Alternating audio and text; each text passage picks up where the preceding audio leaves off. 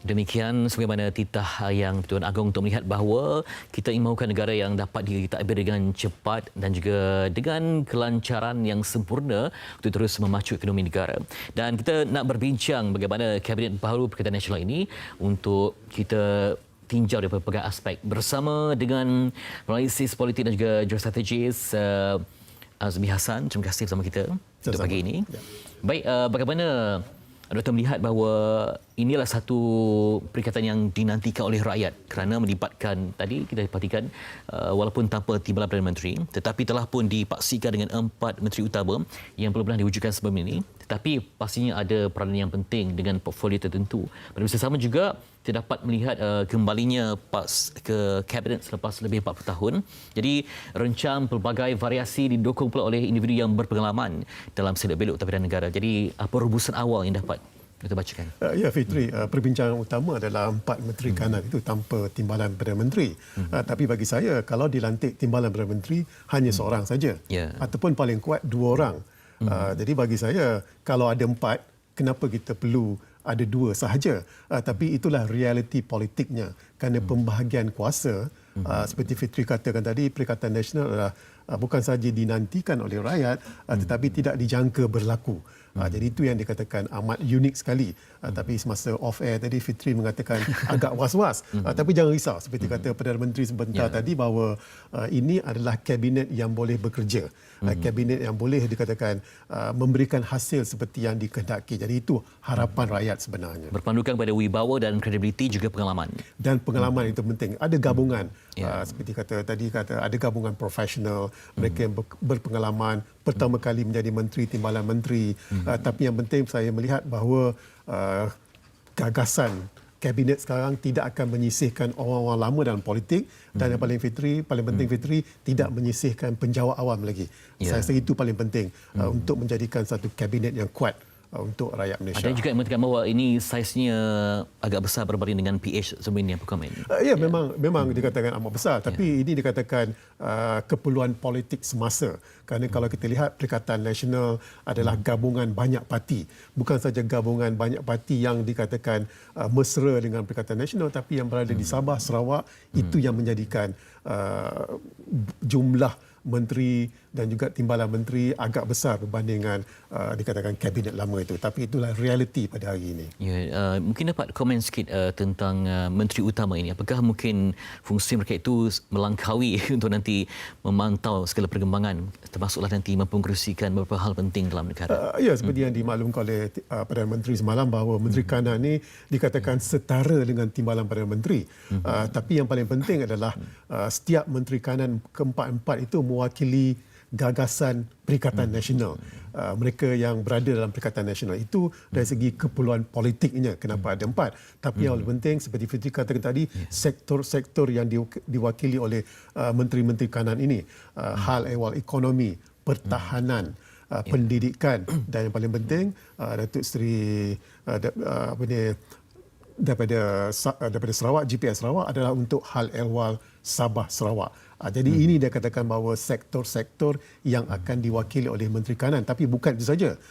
Kemungkinan besar ianya akan melangkaui kementerian-kementerian lain. Jadi sebab itu dikatakan ianya amat setara dengan taraf timbalan Perdana Menteri. Sebab ini ialah bagi generasi baru ini pertama kali berlaku dalam sejarah Malaysia. Sebelumnya kita melihat Parti Menang Pilihan Raya akan terus merajui dengan mencanangkan manifesto untuk laksanakan semua KPI utama mereka. Tapi ini gabungan yang terbentuk bukan berpandu kepada kemenangan pilihan raya, tetapi mungkin atas apa yang berlaku dalam polemik politik negara. Jadi bagaimana untuk menterjemahkan apa keperluan utama yang tanpa terikat kepada manifesto yang dicanang ketika pilihan raya? Apa perbezaannya? Ya, Fitri, kalau cakap ungkapan manifesto itu isu sensitif. Elok juga kerajaan ini tak ada manifesto. Tapi perlu hakikatnya adalah kerajaan tahu apa yang perlu dilakukan. 2 perkara. Mereka perlu meyakinkan bahawa ini adalah kabinet untuk semua rakyat. Itu satu perkara yang perlu dilunaskan. Dan yang kedua adalah perlu meyakinkan pelabur asing bahawa mereka selamat untuk melabur di sini. Jadi tidak perlu manifesto di situ, Fitri. Bahawa itu KPI mereka, itu tanggungjawab mereka, dan dalam masa mungkin 2 bulan lagi sebelum bersidangnya Parlimen 18 Mei ini, mereka mempunyai kerja yang agak kuat untuk dikatakan sebelum masuk parlimen mesti buktikan bahawa mereka boleh lunaskan tanpa manifesto tu, tapi mereka tahu apa yang dikehendaki oleh rakyat. Itu dia. Dan saya memanglah kalau melihat kepada di laman sosial yang trending seperti mana kembalinya KJ, kemudiannya dengan pelantikan Mufti Kuala Lumpur dan juga Dr. Zulkifli. Jadi bagaimana pula dengan saya lihat juga penting juga untuk beri tumpuan kepada portfolio perpaduan ya. Sebab kita sedia arif bahawa perpaduan ini sangat kritikal di saat kita ada juga yang bermain dengan sentimen perkauman agama, sangat-sangat kritikal untuk membentuk hala tuju perpaduan negara. Ya. Apa komen? Ya, betul. Dalam masa 2 tahun kebelakangan ini dikatakan politik kita terlampau panas. Saya kadang-kadang pun tak boleh terima dikatakan apa yang dibincangkan dalam politik kerana isu agama, isu bangsa, isu etnik dimainkan untuk meraih manfaat politik. Jadi harapannya dengan ada kementerian, satu kementerian khas ini Fitri, dengan diketuai oleh Dato' Ali Mahsidik, harapannya kepanasan itu dapat diredakan. Dan menarik juga bila Fitri menyebut KJ, YB, dikatakan YB, Mosti, Sains dan Teknologi. Saya rasa ini dikatakan pemikiran di luar kotak. Mungkin ramai mengharapkan rakan tadi yang mengatakan bahawa Kementerian Belia dan Sukan, tapi bagi saya KJ akan melakukan sesuatu yang mengejutkan di Kementerian Sains dan Teknologi. Selama ini kementerian itu dianggap kementerian yang agak low profile.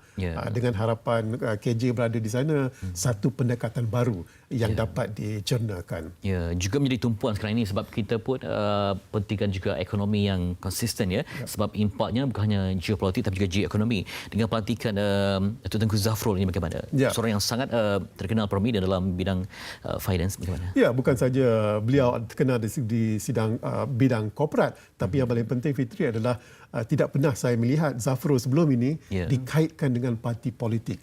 Itu paling penting. Jadi itu mesej yang patutnya rakyat menghargai. Kenapa Perdana Menteri melakukan demikian? Kerana jawatan Menteri Kewangan itu jawatan sepatutnya diberi kepada orang politik. Betul. Lazimnya. Tapi Perdana Menteri telah membawa pendekatan yang agak berani untuk melantik orang yang tak ada kaitan politik. Sebab dalam sistem politik Malaysia ni Fitri, dia memerlukan kekuatan parti politik. Tapi Perdana Menteri telah melakukan sesuatu yang luar biasa dan sepatutnya rakyat menghargai. Bukan saja dari segi kepakarannya, tapi kerana Tengku Zafrul tidak dikaitkan dengan parti politik. Itu saya rasa satu kriteria yang penting. Ya, juga penting saya lihat dari segi kementerian luar apa komen sebab kita sekarang ini pun sebelum ini pun ada juga mungkin isu-isu tertentu dengan negara lain bukan pada tahap kritikal tapi juga ada keperluan untuk mungkin mengkaji apa-apa polisi dan juga pendidikan kita. Ya, bila Fitri menyebut kementerian luar ni saya melihat 3 serangkai. Kita kena lihat di kementerian luar, kementerian pertahanan dan juga kementerian dalam negeri. Sebab setiap dasar yang dibuat oleh salah satu kementerian saling itu berkait, saling berkait. Kerana sebelum ini terlampau banyak yang dikatakan berselisih faham di antara satu sama lain. Dan kalau tidak mereka menerajui ini, Kementerian Luar Datuk Isyamuddin, Kementerian Pertahanan Seri Ismail Sabri dan juga Kementerian Dalam Negeri adalah Datuk Hamzah Zainuddin. Ketiga-tiganya adalah kira rakan-rakan lama. Jadi harapannya adalah ketiga-tiga menteri ini dapat bertemu, dapat berinteraksi, tidak ada lagi dasar yang bercanggah di antara satu sama lain. Dan itu yang dikatakan penting.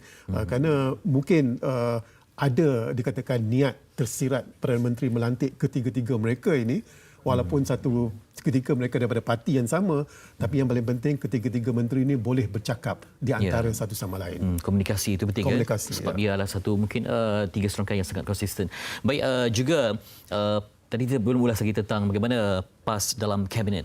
Ya, mungkin untuk membawa juga mereka pasti ingin membawa fikrah mereka sendiri. Bagaimana komen? Ya, memang setelah 40 tahun tidak berada dalam kerajaan, ini dikatakan satu nafas baru, satu pembaharuan. Tapi ini bukan satu perkara yang unik ataupun luar biasa. PAS pernah memerintah Kelantan, Kedah dan juga Terengganu. Jadi dalam hal ini ramai yang bertanya, adakah hudud akan diwujudkan? Bagi saya hudud tidak menjadi agenda penting dalam PAS pada ketika ini. Tapi kita akan melihat bagaimana PAS mentadbir negara dalam kerajaan persekutuan dalam hal ini. Kerana mentadbir negeri itu adalah amat berbeza. Tapi dalam hal ini kemungkinan besar Fitri, Kelantan dan juga Terengganu, rakyat Kelantan Terengganu agak dikatakan agak gembira dalam hal ini. Bukan saja ramai timbalan menteri daripada parti PAS yang berada, tapi daripada Kelantan juga ramai dalam perkara ini. Ini satu perkembangan yang agak menarik. Ya, mungkin Prof sempat membuat tinjauan bagaimana pula dengan reaksi Muka Melayu terhadap pembentukan kabinet ini. Ya, reaksi memang rasa curiga bahawa kabinet ini adalah dikatakan untuk satu kumpulan saja. Tapi kalau lihat barisan kabinet sekarang ini yang diumumkan semalam, bahawa mereka mengatakan bahawa UMNO adalah dominan. Sebenarnya UMNO tidak dominan dalam kabinet ini. Malah mereka mendapat jawatan yang agak berkurangan dan ada yang tidak puas hati. Ini mesejnya adalah bahawa Perdana Menteri akan membuat keputusan bukan bergantung kepada kepentingan dominan parti itu, tapi kepentingan apa yang rakyat mahu. Sebab itu saya katakan dalam masa 2 bulan ni sebelum Parlimen bersidang, kerja keras, pastikan bahawa rakyat boleh menerima ini adalah kerajaan yang mereka tunggu-tunggukan, ini adalah kerajaan untuk mereka, untuk semua, bukan untuk satu kumpulan kecil sahaja. Itu dia. Tapi kita memberi pujian kepada politik Malaysia kerana di saat itu juga kita mungkin ada yang tidak sedar bahawa Johor, Melaka dan Perak mungkinlah bakal beralih pentadbiran, tapi dalam suasana yang aman, tenang. Jadi apakah ini juga akan memberikan lebih banyak drama dan juga pelbagai lagi kronologi kepada politik Malaysia selepas Mei nanti? Saya rasa hari pertama sidang Parlimen 18 Mei dijangkakan bahawa memang akan drama akan menjadi panas lagi. Tapi bila Fitri menyebut bahawa kita berasa dalam keadaan tenang, walaupun 7 hari tanpa Perdana Menteri, 8-9 hari tanpa kerajaan, urusan kita berjalan seperti biasa. Mungkin orang lupa bahawa yang di belakang tabir yang bekerja itu adalah penjawat awam. Mereka lupa betapa pentingnya penjawat awam. Jadi kita ucapkan terima kasih kepada mereka yang bekerja di sebalik tabir kerana urusan negara kita seperti biasa walaupun tanpa kerajaan, walaupun tanpa Perdana Menteri. Ya, tadi memberikan rumusan awal. Jadi rumusan akhir perbincangan melihat bahawa ini satu kabinet yang meyakinkan, convincing untuk terus terajui Malaysia, geopolitik dan juga geoekonomi. Saya yakin dan memberi harapan yang positif kepada kabinet kerana pengalaman yang ada, tidak ada lagi learning curve. Jadi bagi menteri-menteri, timbalan menteri, mereka tidak boleh memberi dalil bahawa mereka sedang belajar. Kerana daripada mulai hari ini, selepas angkat sumpah, mereka terus menjalankan tugas. Itu harapan rakyat sebenarnya. Cabaran juga untuk pembangkang untuk mencari ruang untuk terus memberikan check and balance, dan sesama juga untuk terus membuktikan mereka ada apa lagi yang perlu disampaikan? Ya, pembangkang sekarang memang dah biasa. Sebelum pun ini pun jadi pembangkang. Biasanya Barisan Nasional sebelum ini tidak pernah menjadi pembangkang. Jadi ini dikatakan bahawa pembangkang memang dikatakan tidak ada masalah, tidak ada learning curve dalam hal pembangkang untuk membangkang kerajaan sekarang ni. Perspektif dan juga corak pandangan, juga tinjauan daripada Azmi Hassan, analisis politik dan juga geostrategi dalam masa yang agak singkat ini. Sebab ini menarik untuk kita bincangkan. Kalau boleh kita nak bawa sampai 2-3 jam, tapi hari ini Terhad sekarang memberikan gambaran awal penting pada portfolio tertentu. Terima kasih banyak. Sama-sama.